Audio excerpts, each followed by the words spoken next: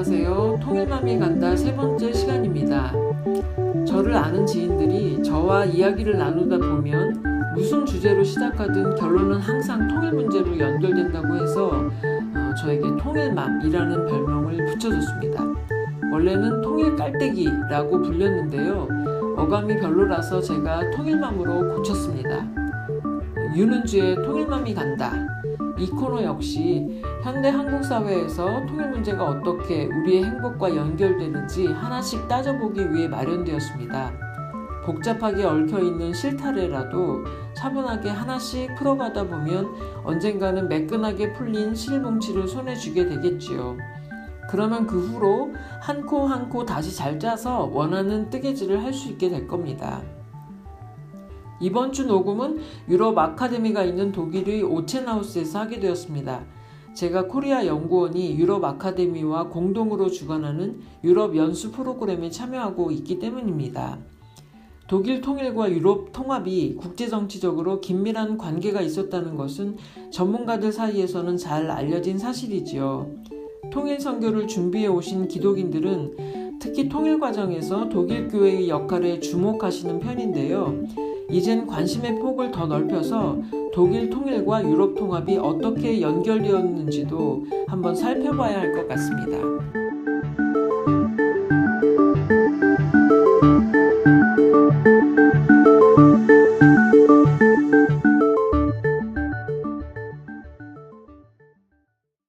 오늘 이 자리에는 특별히 코리아 연구원 김창수 원장님을 모셨습니다. 원장님 안녕하세요. 네, 안녕하세요. 여기는 지금 독일의 오첸하우젠입니다. 네. 제가 독일의 오첸하우젠에서 지금 한국에서 방송할 팟캐스트 녹음을 하고 있습니다. 난생 처음입니다. 아, 그러게요. 길거리 캐스팅 되신 것 같은 느낌이 드실 것 같아요. 네, 원장님, 그 코리아 연구원의 원장님이신데요. 네. 네, 간략하게 소개를 해주신다면 코리아 연구원 어떤 연구원인가요? 예, 코리아 연구원은 우리가 만들어낸 우리 연구소를 설명하는 용어가 있습니다. 예, 그래서 네트워크형 싱크탱크다. 네트워크형 싱크탱크. 예. 네. 네, 말은 굉장히 그럴싸해 보입니다만은 네. 사실은 별거 아닙니다. 네트워크형이라는 것은 사무실에 상근한 사람이 많지 않다는 거고요. 네네. 예, 싱크탱크라는 것은 이 권력을 뭐 감시하거나 뭐 그런 역할보다는 정책을 생산해내서 새로운 대안적인 그런 사회를 만드는 데 기여한다는 겁니다. 그런 역할을 하는데 상근자는 별로 없다. 네, 그러니까 저비용 고효율로 운영이 되는 그런 연구원이다. 한마디로 와. 그렇게 말씀하시는 거죠 지금? 이야, 센스 대단하십니다. 이제 앞으로 제가 우리 연구원 소개할 때 네. 저비용 고효율 꼭 덧붙이겠습니다. 바로 픽업하시네요. 네. 네, 그 원장님 지금 유럽 아카데미와 함께 유럽 연수를 진행하고 계신데요. 어떤 취지로 또 어떤 목적으로 기획하게 되셨는지요? 우선은 유럽 통합 과정을 이해하는 게 우리 한반도의 미래를 설계하는데 도움이 크게 된다고 생각했습니다. 네네. 유럽 통합은 거의 한 70년 넘게 지금 진행되고 있는 거대한 실험입니다. 그렇죠. 유럽의 전쟁 이후에 그렇죠. 2차 대전 이후부터 시작돼서 지금도 진행 중입니다. 이런 거대한 실험을 또 장기간에 걸친 실험을 해본 인류의 경험이 전혀 없다고 생각합니다. 그래서 이번이 첫 번째 그런 경험이기 때문에요. 이런 경험들을 한국 사회에 알리고 또 이런 경험에서 우리가 어떻게 나갈 것인가에 대한 교훈을 얻고자 하는 겁니다. 사실은 유럽은 우리가 동북아를 생각했던 것에 비해서 훨씬 더 복잡한 그런 역사를 가지고 있는 지역입니다. 네네. 보통 우리가 생각할 때 유럽 하면은 다소 좀 낭만적이거나 환상적이거나 아니면은 동경의 대상, 누구나 다 가보고 싶은 지역, 뭐 이렇게 생각을 하는 경우들이 흔하죠. 네네. 누구나 그렇죠. 그러나 우리가 유럽을 조금만 돌이켜 보면은 인류 역사에서 가장 피비린내 나는 전쟁터가 바로 유럽 대륙이었습니다. 그렇죠. 그래서 뭐 그냥 쭉 본다면은 나폴레옹 전쟁 때부터 시작해가지고요. 그 다음에 프로이센하고 오스트리아 전쟁, 그리고 프로이센하고의 프랑스 전쟁, 보불 전쟁이라고 그러잖아요. 그게 네네. 19세기에 계속 있었던 전쟁이었습니다. 네. 그 보불 전쟁은 프로이센이 승리를 했습니다. 그래서 네. 프로이센이 승리를 해가지고 프랑스에게 아주 굴욕을 안겨다 줬습니다. 네. 프랑스 사람들이 자랑스럽게 생각하는 베르사유 궁전에 가가지고 가보셨어요 거기? 네네 가봤죠. 가보셨구나. 네네. 거기 뭐 거울의 방이라고 있다면서요. 예예. 근데 저는 안 가봤습니다. 근데 베르사유 궁전에서 프랑스에게 항복문서를 받았어요. 네. 그러니까 프랑스는 완전히 치욕이겠죠. 자신들의 상징적인 곳에서 그렇죠. 독일에게 항복하는 항복문서를 썼으니까요. 그 이후에 이제 1차 대전이 일어났죠. 네. 그리고 1차 대전에서는 프랑스가 이겼습니다. 네네. 그래서 프랑스는 이 버블 전쟁에서의 그 치욕을 씻고자 베르사유 궁전에서 또 1차 대전에 그 평화협정을 체결합니다. 네. 그리고 거기서 독일에게 아주 가혹하게 네. 전쟁 범죄를 묻습니다. 네네. 자기들이 치욕을 겪었던 것을 갚는 거죠. 그리고 나서 이제 다시 또 2차 대전이 시작되고, 그러니까 그 나폴레옹 전쟁 때부터 150년 가까이 유럽은 전쟁터였습니다. 네네. 물론 그 이전도 많죠. 근데 2차 대전이 끝나고 나가지고 유럽 사람들은 이제 다시는 전쟁을 하지 않아야겠다 그렇게 생각합니다. 그렇게 해서 이제 시작한 것이 바로 오늘날 이 유럽 연합으로 결실을 맺고 있습니다. 그러면은 저는 이 유럽 연합이라는 이 거대한 실험 과정에서 우리가 동아시아의 어떤 평화, 동아시아의 통합 또는 남북 통일 이런 문제들을 복합적으로 생각해 보는 교훈을 찾을 수 있다고 생각합니다. 그래서 이번 유럽 연합 연수를 통해서 또 앞으로 좀 정기적으로 해 나갈 생각입니다. 이런 유럽 연합 연수를 통해서 유럽 통합의 거대한 실험을 우리가 좀 교훈을 얻을 수 있는 것을 찾아보고자 하는 것이 취지입니다. 아 그렇군요. 그 한국 사람들에게 그 독일 통일에 대해서는 좀 많이 알려져 있는 편인 것 같은데 그 유럽 연합에 대해서는 참 어렴풋하게만 알려져 있지 않나 그런 생각이 들어요. 그래서 참 이 독일 통일로 인한 그 독일 방문이 참 많은 걸로 알고 있는데 그 새로운 시장을 잘 개척하고 계시다 이런 느낌이 듭니다. 그러면 이 독일 통일과 유럽 통합의 그 관계성이라고 할까요? 뭐 굉장히 또 밀접한 관계가 있을 것 같은데요. 거기에 대해서도 좀 한 말씀 해주신다면. 예, 뭐 이명박 정부, 박근혜 정부 때 남북 관계가 잘 안 되지 않습니까? 네. 그래서 정부에서 예산을 쓸 데가 없어가지고 네. 독일 통합 과정, 독일 통일 과정에 대한 프로젝트를 굉장히 많이 줬다고 그러더라고요. 그래서 독일에서 한국의 프로젝트 차원에서 연구를 하기 위해서 독일로 방문하는 사람들에게 네. 독일에서 그 사람들 자주 만나는 독일의 학자들은 제발 좀 독일 통일 문제 가지고 독일 좀 찾아오지 말아달라. 이제 충분하다. 예. 그리고 독일 통일은 이제 한국 사람들이 더 잘한다. 네, 네, 너무 네. 그동안은 많이 연구를 네, 하고 네. 조사를 했다. 제발 오지 말아라. 이렇게 말할 정도입니다. 네. 근데 사실은 독일 통일은 우리에게 어떤 타산지석의 의미가 있다고 봅니다. 그러니까 독일과 같은 방식으로 통일을 하면 안 된다 이런 거죠. 네네. 독일 통일한 이후에 독일의 지도자들이 한국을 방문할 때 이런 이야기를 많이 했습니다.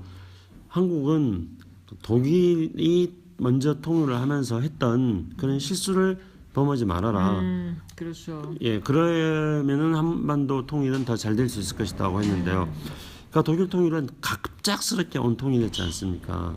예, 그래서 네. 갑작스럽게 와서 사실은 뭐 독일 그 콜 총리 같은 경우는 원래 통일할 생각도 없었습니다. 네.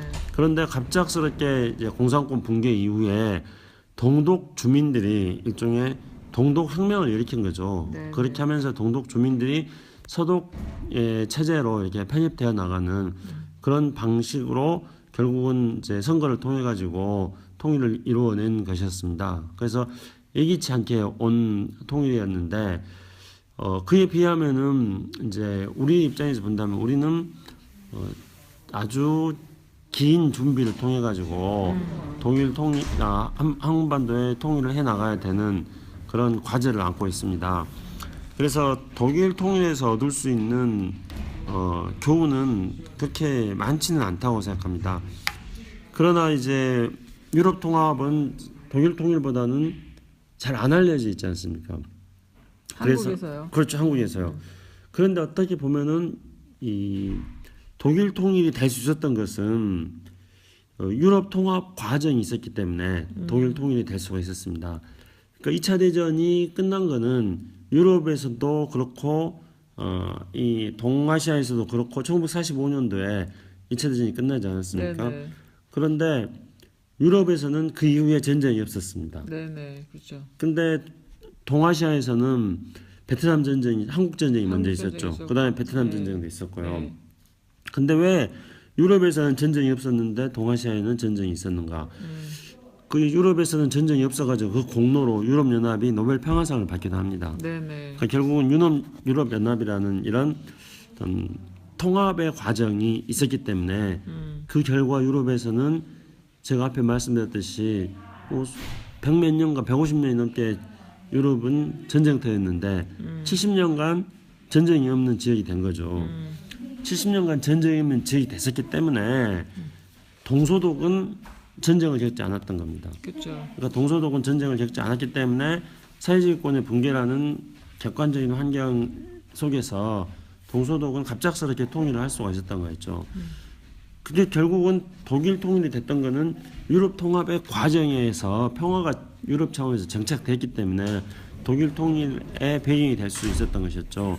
그리고 또한 유럽 통합을 촉진시켜 나가는 그 힘이 이제 사회주의권 붕괴 이후에 동구권들을 서구권으로 이렇게 더 끌어들일 수 있었던 것이었죠. 그래서 사회주의가 붕괴되면서 전체적으로 이제 유럽 연합이라든가 했던 서구권의 동구가 참여하게 되는 그런 배경이 동서독 간의 관계에서도 적용돼 가지고 동독이 이제 서독으로 서독 체제를 선택하는 결과로서 독일 통일이 이루어졌습니다. 그래서 결국은 유럽 통합이라는 거대한 흐름이 있었기 때문에 그 사회주의권 붕괴 이후에 동서독의 통일을 이룰 수 있는 배경으로 작용했다 그렇게 생각합니다.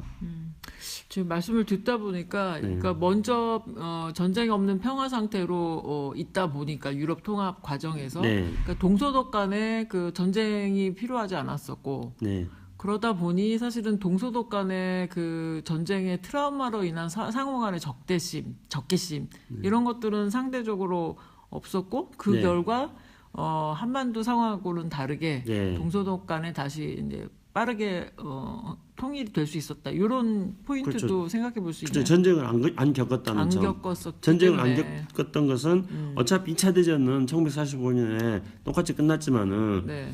우리는 전쟁을 50년, 겪었잖아요. 네, 예. 시작이 됐는데. 근데 그거는 유럽에서는 바로 이제 유럽 통합을 한 이유가 이제 다시는 전쟁을 하지 말자. 그런 게 강했었겠네요. 그렇죠. 수백 년간 전쟁을 했으니까. 네네네. 사실은 유럽 통합을 추진했던 이제 프랑스 외무장관이었던 슈망, 네. 슈만이라는 사람이 유럽 통합 추진하는 걸 이렇게 말합니다. 전쟁이 다시는 일어나지 않게 하고 그리고 전쟁이 일어날 수도 없게 만들겠다. 그렇게 하기 위해서 유럽 통합을 추진했던 것이었죠. 네네. 그에 반해서 이제 우리는 2차 대전 이후에 그런 동아시아에서의 새로운 평화 질서를 만들기 위한 노력이 없었고 그 결과 이제 똑같이 동서독도 분단됐습니다만 우리도 남북이 분단되었는데 우리는 그게 전쟁으로 이어졌던 거였죠. 네, 참 비극적인 네. 일이 아닐 수 없습니다. 그 유럽 통합과 독일 통일 이 관련성 이야기하고 있는 중인데요. 또 한 가지 좀 짚어보고 싶은 것은 이 유럽 통합 과정에서 이 프랑스가 누구보다도 더 독일이 하나가 되는 것을 싫어했을 만한 주변국이잖아요. 그렇죠. 그리고 이제 저희가 어제 스트라스부르크도 방문을 네. 했었습니다만 그 국경선이 이렇게 달라지면서 굉장히 치열했었던 지역이 또 스트라스부르크였었는데 프랑스와 독일의 그 적개심, 상호 간의 네. 적개심은 우리 남북 간에 겪는 적개심 못지않았을 거란 말이죠. 그런데 이제 통합 과정에서 이 프랑스와 독일의 관계가 어떠했길래 네. 독일이 이렇게 통일이 될 수 있었는지도 한번 짚어주시죠. 네. 우선은 남북한은 같은 민족인데 우리는 이제 3년 전쟁을 했습니다. 네, 그리고 네. 이제 70년 가까이 지금 분단이 돼 있죠. 근데 이제 프랑스하고 독일로 치자면은 전쟁은 그러니까 제가 뭐 멀리 안 올라가고 나폴레옹 전쟁부터 이야기를 꺼냈지 않습니까? 네, 근데 네, 나폴레옹 전쟁 때부터 시작해가지고 그 다음에 그 이후에 이제 비스마르크가 독일 통일하고 나서 네. 독일 프랑스 전쟁, 그 다음에 1차 대전, 2차 대전 전부 독일 프랑스가 중심이 돼가지고 네, 싸웠던 네, 네, 거였어요. 그러면 한 150년간 계속 독일하고 프랑스는 전쟁을 하지 않았습니까? 네, 네. 그리고 그 어떤 독일 같은 경우는 특히 이제 또 어떤 나치즘 2차 대전 때 이제 그 나치에 의해 가지고 프랑스는 이제 점령되면서 이른바 BC 정부라는 네. 나치에 의한 괴뢰 정부가 만들어졌습니다. 네, 네. 그렇게 해가지고 나치에 의해서 또 프랑스가 통치를 받기도 했었죠. 그러니까 뭐 남북한이나 뭐 한일 간에 비해서 네. 그 사실은 뭐 어떤 사람이 느끼는 감정이 꼭 어떤 전쟁의 강도 또는 그 기간 뭐 이런 것만을 가지고 사람의 감정을 일단 평가할 수는 없다고 생각합니다. 그럼 한 번에 어떤 뭐 사소한 문제 가지고도 속이 상하고 그런 게 또 사람일 수 있기 때문에요. 네. 그러나 적어도 그런 전쟁의 강도나 횟수나 또는 기간 이런 것들만 놓고 본다면은 한일 관계나 남북 관계보다도 독일하고 프랑스의 관계가 그런 조건이나 상황으로 본다면 훨씬 더 심각했다고 볼 수 있지 않겠습니까? 네, 네.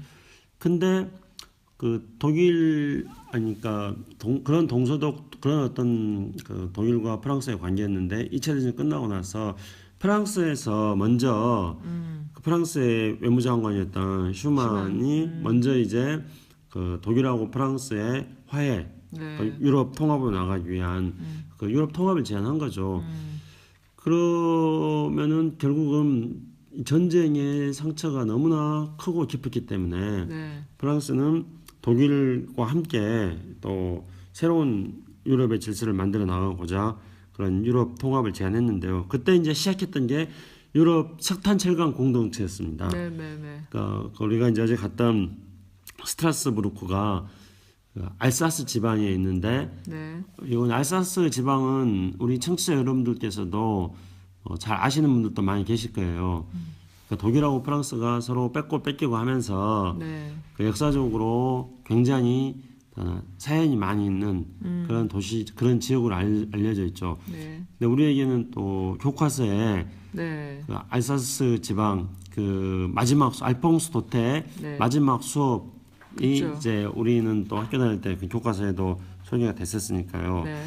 사실은 그 스트라스부르크 같은 경우에는 독일과하고 프랑스가 서로 힘이 세면은 다 차지했습니다. 역사적으로. 역사적으로. 그래서 아주 오래전에 독일에서 뭐 신성 로마 제국이 만들어지면서 스트라스부르크를 접수를 했죠. 네. 그다가 또 루이 14세 때 또 다시 프랑스가 스트라스부르크를 접수를 하고 뭐 나폴레옹 시대 때 또 나폴레옹이 접수를 했겠죠. 독일 통일하니까 다시 또 독일이 접수를 하고 1차 대전에서 또 그 프랑스가 이기니까 또 프랑스가 접수를 하고 2차 대전 때 또 히틀러가 또 잠깐 접수를 하고 그러다가 네. 또 2차 대전이 끝나니까 다시 프랑스로 오고 그러니까 이렇게 막 양국 사이에서 엎치락뒤치락했어요. 네. 그랬던 지역이었습니다. 네, 네. 그런 지역이기 때문에 상징적으로 이제 이 도시를 평화의 도시로 만들자 그래가지고 거기에 뭐 유럽 의회도 지금 있고요. 네네. 그리고 또 유럽 평의회라는 이거는 네네. 뭐 이 유럽 연합 조직과 직접 관련은 없습니다. 그냥 우리가 생각한다면 뭐 국제연합 같은 거라고 생각할까요? 유럽에 있는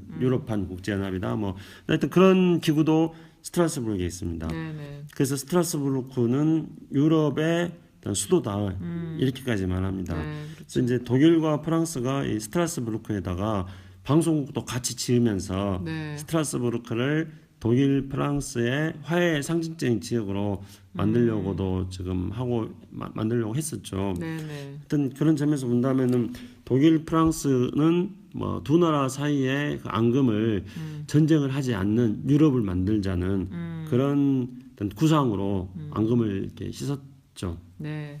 말씀을 듣다 보니까 이 평화라고 하는 것이 그냥 평화가 단순한 그냥 평화가 좋아서 평화가 아니라 전쟁이 너무너무 지긋지긋하다. 그렇죠. 제발 전쟁하지 않고 살자. 네. 이런 것들을 울며 겨자 먹기 식으로 찾아가는 그런 과정이 아니었나. 유럽 네. 같은 경우 그런 생각도 좀 듭니다.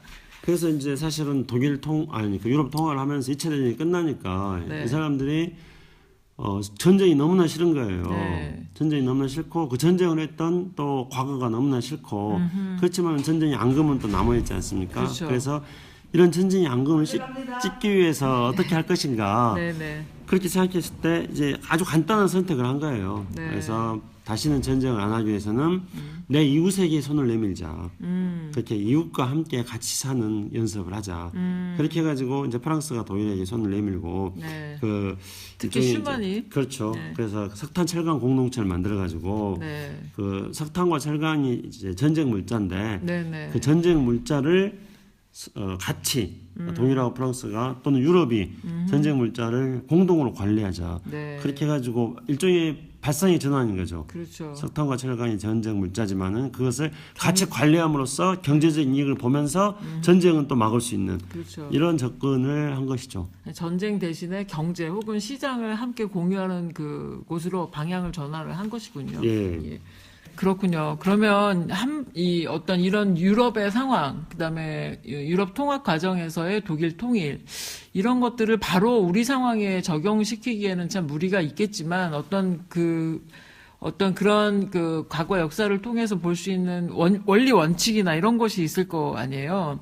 한반도 통일과 동북아 평화라고 하는 그런 이슈에 이 독일 통일과 유럽 통합의 교훈을 어떻게 적용시켜 볼 수 있을까요? 사실은 그런 이유 때문에 지금 유럽 연수를 하고 있습니다. 네. 그래서 어떻게 하면은 이 동북아 또는 더 나아가서 이제 동아시아에 어떤 평화를 장착시키고 그 과정에서 한반도 통일을 이루어낼 것인가 그런 이제 생각 때문에 유럽 연수를 하는 건데요. 조금 접근 방법을 좀 달리 해보자는 겁니다. 네. 이제 남북 관계가 워낙 이제 악화됐지 않았습니까? 네네. 그리고 남북 정상회담을 해도 뭐 정상회담과 같은 것들도 하루아침에 뒤집어져 버릴 수 있는 그런 게 이제 남북 관계 현주소입니다. 네. 그리고 워낙 또 뭐 지금은 남북 관계가 안 좋으니까 또 국민들이 어떤 뭐 통일에 대한 그런 관심도도 많이 낮아지고요. 그리고 또 어떤 화해를 이루는데 상당히 많은 진전이 있었다고 봤습니다. 김대중 노무현 정부를 거치면서요. 네. 근데 다시 또 뭐 적대감 같은 것들이 굉장히 지금 남북 상호간에 높아지고 있지 그쵸. 않습니까? 예. 그래서 이제 남북한이나 또는 동북아를 한다면 이제 한중일이 결국은 이제 중심 그렇죠. 국가인데 네. 한중일 관계도 뭐 너무 숨 막혀 있다는 거죠. 네네. 도대체 이런 한중일 관계 속에서 어떠한 그 해답을 찾을 수 있을까가 너무나 막막하고 우리를 한중일에 서로 관계가 안 좋은 게 우리를 짓누르고 있어서요. 그래서 조금 더 시야를 좀 어떤 동아시아 쪽으로 좀 넓혀보는데 그러면 이제 유럽 통합이 상당히 중요한 시사점을 줄 수가 있는 거죠. 네. 물론 유럽은 우리보다도 훨씬 더 나라 수도 많이 있고 또 동아시아처럼 우리는 뭐 서로 교류도 많이 하지 않고 그랬는데 유럽은 또 한 대륙에서 서로 간에 교류 같은 것도 많이 하고 그렇죠. 그런 차이가 있기 때문에 그대로 비교할 수는 없다고 생각합니다. 그렇지만 이제 아까 질문하신 대로 무슨 원리나 원칙 같은 걸 찾을 수 있지 않을까 그러지 않으셨습니까? 네네. 그래서 우선은 좀 판을 한번 넓혀보자. 그러니까 유럽하고 똑같진 않지만은 동남아까지 좀 해서 동아시아라고 한번 판을 생각해보자.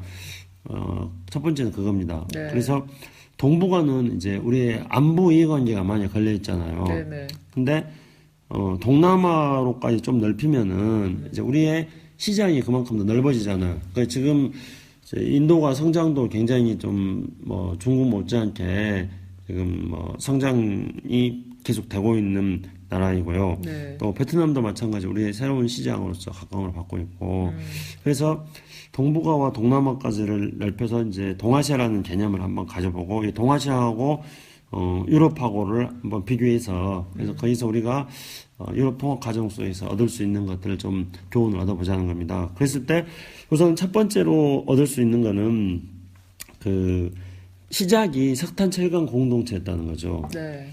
그러니까 지금도 이제 유럽연합 같은 경우에는 유럽연합 자체적으로 어떤 안보 공동체를 만들려고 했습니다만은 그건 성공하지 못했어요. 독일이 재무장하는 것에 대해서 그렇죠. 아무리 그 프랑스가 유럽 전쟁 없는 유럽을 만들자고 독일하고 손을 잡았다 하더라도 믿을 수가 없었겠죠. 그렇죠. 처음에. 재무장하는 것에 대해서는요. 네. 그래서 유럽 연합을 만드는 과정 속에서 안보 공동체를 만드는 것은 실패를 했습니다. 프랑스가 반대해가지고요. 네네. 근데 가장 먼저 시작한 게 석탄 철강 공동체라고 말씀드렸죠. 네. 근데 석탄 철강 공동체는 성공을 했습니다. 그래서 결국은 그 석탄 철강 공동체가 오늘날 유럽 단일 시장이 되고 그 유럽 단일 시장이 결국은 유럽 연합의 핵심이 된 거죠. 네. 그래서 유럽 단일 시장을 통해 가지고 유럽은 서비스나 어떤 재화나 노동이나 자본이나 이런 자유로운 이동 같은 것들이 지금 되고 있는 그런 단계로까지 발전해 오지 않았습니까? 네네. 근데 그 출발이 석탄 철강 공동체였습니다. 그러면 동아시아에서도 이런 경제적인 것을 가지고 동아시아의 평화와 어떤 교류를 해 나가는 출발점을 찾을 수 있다고 생각합니다. 그러면은 유럽에서는 석탄 철강이었단다면은 저는 동아시아에서는 물류 에너지가 유럽에서의 석탄 철강과 같은 역할을 할 수 있다고 생각합니다. 네, 물류와 에너지. 예. 그래서 일종의 동아시아 물류 에너지 공동체를 만들 수 있는 네. 그런 아이디어를 유럽의 석탄 철강 공동체에서 찾고 네네. 그래서 이제 어떤 그 국가가 동아시아에서 그걸 좀 주도적으로 노력해 나가면 된다고 생각하고요. 아니면은 우리가 그런 우리 대한민국을 새롭게 만들어 나가고 그렇게 하기 위해서 지금 새 정부를 세워야 되는데 새 정부가 이제 그런 좀 석탄 철강 공동체에서 아이디어를 얻어가지고 동아시아 물류 에너지 공동체를 적극적으로 추진해 나가는 네. 그런 중심적인 역할을 할 수 있을 거라고 생각합니다. 네, 네. 그게 이제 우리가 얻을 수 있는 교훈이라고 할 수 있겠죠. 그렇죠. 그게 이제 교훈이고요. 그리고 이제 두 번째로는 유럽 통합 과정 속에서 본다면은 굉장히 긴 기간을 차분하게 이렇게 진행시켜 오고 있다는 거죠. 네. 그래서 이미 이제 45년 전쟁이 끝나고 나서 석탄 철강 공동체를 만들려는 차관에서부터 시작해가지고 그 이후에 이제 지금 단일 시장으로까지 네. 거의 70년이 넘는 지금 실험을 했습니다. 그래서 우리도 이제 좀 길게 보자 네, 이런 네. 거고요. 그 다음에 이제 이 과정에서 어떤 장벽이 생기면은 각국이 다 모여가지고 어떤 국제적인 어떤 조약 같은 것들을 만듭니다. 네, 네. 그래서 어떤 유럽 공동체가 만들어지는 과정에서는 수많은 조약이 있습니다. 그렇죠. 그래서 대표적인 게 이제 노마 조약이라든가 또 리스본 조약, 또 마스트리트 조약 이런 걸 할 수 있는데 그건 대표적인 거고요. 네. 정말 제가 외우기 어려울 정도로 그런 많은 조약들이 있었습니다. 그래서 이렇게 길게 가지면서 또 단계적으로 그때그때 문제가 있을 때마다 모든 국가들이 다 서로 의견을 모으고 또 아무리 그 작은 의견이라 하더라도 사소한 의견이라 하더라도 어떤 통합을 이루게 나오기 위해서는 그것에 대해서 경청을 하고 이런 방식으로 이제 진행을 해온 것이죠. 그다음에 세 번째로는 또 어떤 통합 조직을 만드는 것들도 네. 우리가 좀 참고해 볼 필요가 있습니다. 오늘날 유럽연합의 기구들이 어떻게 만들어졌는가. 네. 네. 그래서 물론 이제 석탄 철강 공동체에서도 시작했습니다만은 이제 정상들이 모이는 네. 어떤 정상회의 같은 조직이 있고요.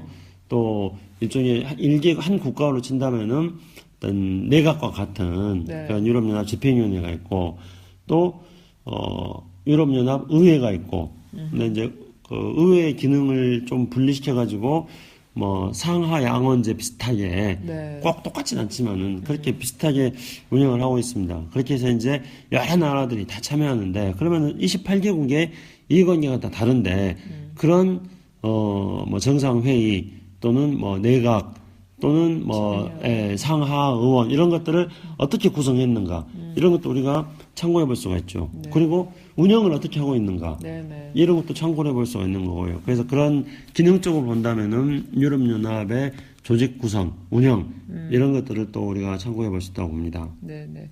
안 그래도 박근혜 정부에 들어봐서도 유라시아 이니시어티브 이래가지고 정책 같은 걸 많이 발표하기는 했습니다만 네. 실행력 있게 꾸준하게 일관되게 밀어붙이는 그 힘이 좀 밑받침돼야지 되는 것 같아요. 그렇죠. 그러니까 이제 박근혜 정부에서 브랜드는 몇 가지가 있습니다. 네. 유라시아 이니셔티브 네. 또는 동평동이라고 동북아 평화 구상 또 한반도 신뢰 프로세스 네. DMZ 국제평화공원 이런 게 있었는데 된 게 하나도 없잖아요. 네, 좋은 말은 다 아무튼 쓰기는 썼습니다.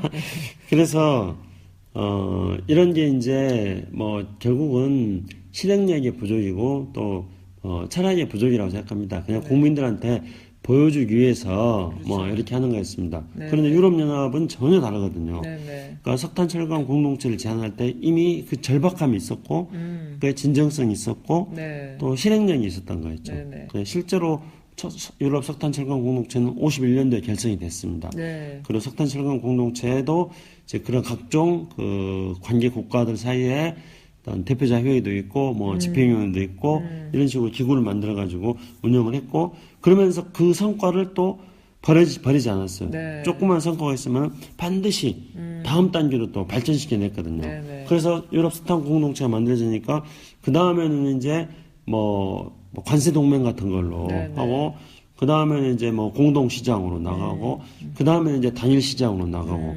그러니까 이게 말은 뭐 비슷한 것 같습니다만은 내용을 보면은 점진적으로, 그러니까 한 단계에서의 성과를 얻은 게 있으면은 네. 그보다 조금 더 발전시켜서 다음 단계로 또 진전을 시켜내고 이런 노력들을 계속했습니다. 우리처럼 그냥 말만 유라시아 이니시애티브니 뭐 동북아 평화 구성이 이렇게 말만 하는 게 아니라 조금 하면은 어떤 성과가 있으면은 바로 다음 단계를 발전시켜 나가고, 이게 70년간 계속됐던 거죠. 그렇죠.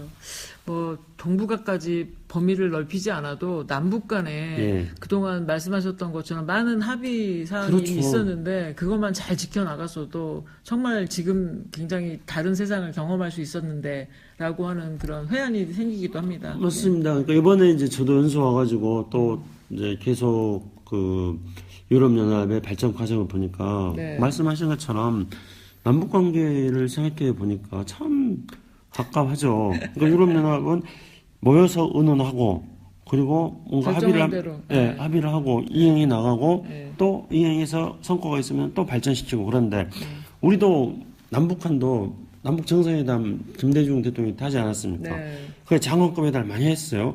그래서 그거보다 조금 더 발전시켜서 이제 노무현 대통령 때 14선언을 했습니다. 네. 그러면 14선언에는 유럽연합의 기구가 똑같진 않지만은 네. 그런 비슷한 것을 우리가 만들 수 있는 단초들이 담겨져 있습니다. 그렇죠. 거기서는 남북 정상회담을 뭐 계속 하기로 했지. 그다음에 장관급 회담. 그렇죠. 총리회담도 하고, 네. 장관급 회담도 하고, 국방장관 회담도 하고, 사회문화 장관 회담도 하고, 경제 장관 회담도 하고, 남북 국회회담도 하고, 또 남북 민간교류도 하고, 그렇죠. 이런 게 다 진행됐으면은 오늘날 유럽연합의 기구 같은 것들이 만들어진 거죠. 네. 그리고 그게 만들어지면은 이제 거기서 조금 더 발전시켜가지고 못했던 네네. 것들, 약점들을 보완해서 더 제도화시키고 그러니까요. 그렇게 할 수 있었습니다. 근데 우리는 뭐 정권이 바뀌면은 바로 과거 정부에서 했던 것들은 다 뭐 팽개쳐 버렸던 거죠. 그러니까요. 그러니까 다시 한번 우리가 국민들이 깨달아야 될 점은 이 정치권의 그 말만 그럴듯한 정책에 현혹되지 않고 이것이 알곡과 가라지인지 서로 잘 분별해야 되는 그런 통찰력이 좀 필요할 것 같고요. 그다음에 일괄되게 이 특별히 또 통일 문제에 관해서는 정파를 초월해서 민족의 문제로, 민족의 비전의 문제로 그렇게 끌고 갈 수 있는 그런 성숙함이 좀 필요하지 않을까 생각이 되네요. 예, 그렇습니다. 그리고 저는 그 이제 일종의 유럽 통합 같은 것들을 생각하면서 또 한편으로 안중근 의사 생각을 많이 했습니다. 네. 우리가 이제 한일 관계가 지금 복잡하지 않습니까? 근데 뭐 아베가 이렇게 하는 걸 보면은 완전 이 아베의 일본을 재무장 시켜가지고 네. 2차 대전 이전에 그 어떤 일본이 이제 그 대동아 공영권을 꿈꿨던 네. 그 기치 하에서 또 우리를 식민지 강제 지배를 했던, 점령을 했던 그런 정신을 지금 아베는 다시 부활시키려고 한다는 생각이 들 정도입니다. 그렇죠. 근데 안중근 의사 같은 경우에는 그 바로 대동아 공영권의 선두주자였던 이토 히로부미를 저격하지 않았습니까? 네. 그리고 안중근 의사는 감옥에서 동양평화론을 집필을 했습니다. 네. 근데 안중근 의사의 동양평화론은 유럽 통합보다도 유럽연합보다 더 앞서가는 거거든요. 네. 그러니까 그게 이제 20세기 초반이니까요. 네. 그런데 그 유럽연합은 이제 1945년 이후부터 오늘날까지 이렇게 발전해 온 건데, 이미 안중근 의사는 감옥에서 그 유럽연합의 기초가 된다고 볼 수 있는 동양평화론을 설계를 했습니다. 그래서 안중근 의사가 꿈꿨던, 설계했던 그 동양평화론은 동양에서는 아직 이루어지지 않고 네. 유럽에서 지금 네. 이루어지고 있는 상황입니다. 네. 근데 저는 이 안중근 의사의 동양평화론을 좀 우리가 발전시키는 신동양평화론 네. 이런 게 필요하다고 생각합니다. 그리고 안중근 의사는 이등 방문을 저격을 했습니다마는 네. 동양평화론을 이야기하면서 동양이 일본까지 포함되는 거죠. 그 동양에는 네네. 동양이 공동으로 발전하는 걸 이야기하는 겁니다. 그러니까 안중근 의사의 동양평화론은 그 일본의 이토 히로부미에 또는 아베가 그걸 계승하고 있는 대동아 공영권보다도 훨씬 더 선진적인 겁니다. 네. 왜냐하면은 대동아 공영권이라는 거는 일본 사람들 발상이 그런 거 아닙니까? 일본의 그 일본 왕 밑에 아시아 국가들이 공영한다. 네. 함께 발전한다. 그러니까 일왕이 은총을 입어서 아시아 국가들이 발전한다는 거죠. 그렇죠. 그러니까 공존이라는 개념이 없지 않습니까? 내 네, 밑에 네. 들어와라. 일왕의 발 밑에 들어와라. 네. 이거죠. 근데 시혜성 평화인가요? 그런 거죠. 일본 일왕 밑에 들어오면 너희들 동양이 평화로워질 거다. 네. 대동아가 함께 번영할 거다는 거였는데요. 근데 안중근 의사는 공존 공연이었어요. 네네. 그러니까 조선의 밑에 발 밑에 일본인 아시아 국가들이 들어와라 이런 게 아닙니다. 네네. 동양에 있는 모든 국가들이 공존 함께 존재하고 그러면서 함께 일단 발전하고 번영한다는 거였습니다. 네. 그래서 일본의 대동아 공영권은 절대로 아시아의 평화를 가져올 수 있는 그런 어떤 노선이라고 볼 수가 없습니다. 네. 그런데 안중근 의사의 동양 평화론은 이것을 기초해가지고 우리가 신동양 평화론을 만든다면은 아시아의 새로운 평화 공동체를 만들 수 있는 노선이 될 수 있다고 생각합니다. 네. 아베를 뛰어넘어서. 네. 그래서 우리는 안중근 의사가 이토 히로부미를 저격한 것처럼 우리는 아베의 노선을 규탄하면서도 그러면서도 일본까지 포함하는 그런 어떤 동아시아 평화의 새로운 질서, 새로운 미래를 꿈꿀 수 있는 것이죠. 네네. 우리한테 정말 그 어떤 평화 담론에 있어서는 결코 뒤지지 않을 그런 어떤 역사적인 전통이 있다는 것을 우리가 다시 한번 복귀해내야지 되는 그런 타임이 아닐까 이렇게 생각이 되네요. 자, 원장님, 그러면 이제 이렇게 훌륭한 연수 프로그램을 기획을 하셨는데요. 연수가 마친 후에는 어떤 계획을 가지고 계시나요? 예. 우선, 제가 이렇게 쭉 말씀을 쭉 드렸는데, 훌륭하다고 해 주셔가지고, 그냥 감사합니다. 네. 예. 그러니까- 저의 이런 구상에 대해서 훌륭하다고 네네. 평가해 주셔가지고요. 근데 이제 앞으로는, 앞에서도 말씀드렸습니다만은, 우리가 유럽통합, 유럽연합 이렇게 연수를 하면서 뭔가 조금 낯설고 조금 어색하다는 느낌들을 우리 참석자들이 많이 가집니다. 그럼 그거는 이거를 어떻게 한반도와 동아시아에 적용할 것인가 네. 이런 생각이나 이런 어떤 구상이 없는 상태에서 유럽연합 보니까 그냥 나무집 어떻게 되는지 보는 거예요. 우리 집 생각 안 하고.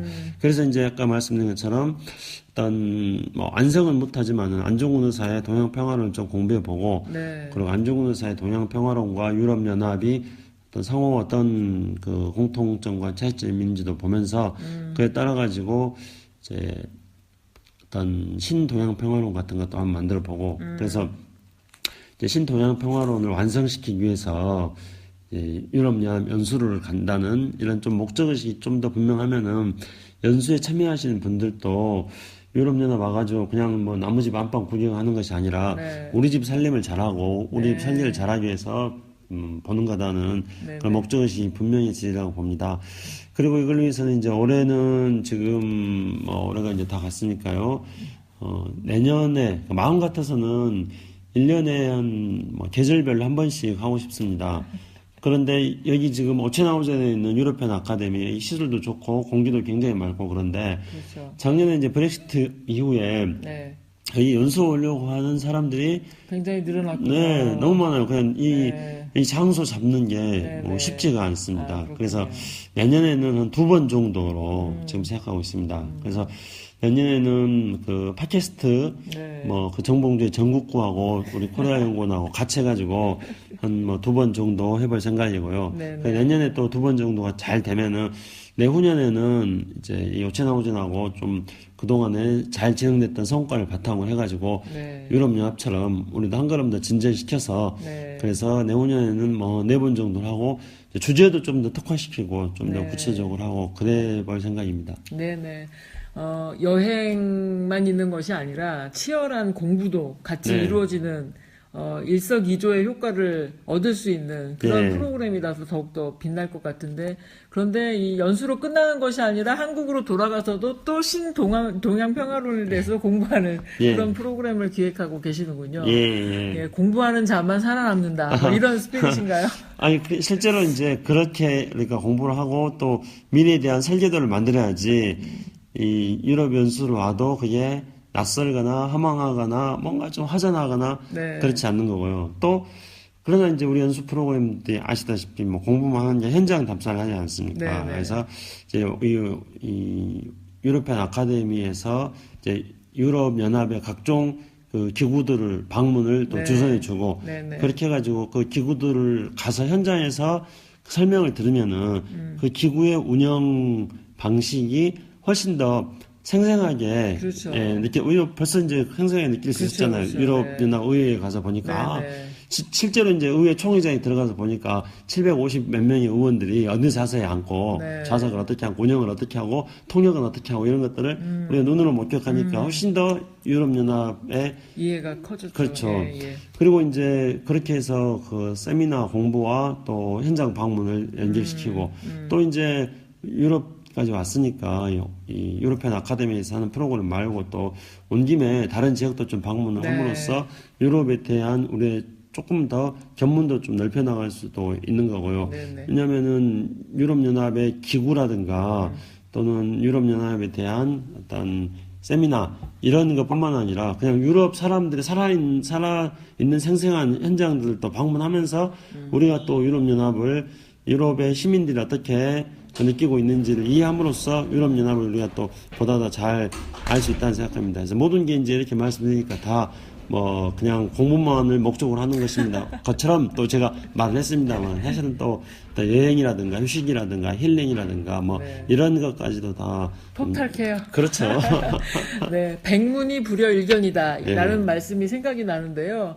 직접 와서 보니까 저도 굉장히 이렇게 피부로 와닿으면서 깨달은 부분이 많이 있었던 것 같아요. 그래서 아무리 생각해도 이 프로그램은 대박이 날 프로그램입니다. 그래서 부디 내년에도 잘 기획을 해주셔서 더 많은 사람들이 와서 공부하고 경험하고 또 새로운 그 미래에 대한 꿈을 키울 수 있는 그런 계기를 계속해서 제공해 주시기를 네, 바라겠습니다. 알겠습니다. 저희 이제 코리아연구원은 뭐 작은 싱크탱크니까 우리가 이 모든 걸 다 할 수는 없습니다. 그래서 저는 이런 프로그램에 대해서 또 제가 그 말씀드렸던 구상에 대해서 동의하시는 뭐 개인이든 단체든 이렇게 있다면 뭐 함께 같이 해나갈 수 있다고 생각합니다. 네네, 저도 한번 심각하게 한번 예, 고민을 해보도록 알겠습니다. 하겠습니다. 네, 오늘 말씀 감사합니다. 네, 감사합니다. 네, 김창수 코리아연구원 원장님이셨습니다.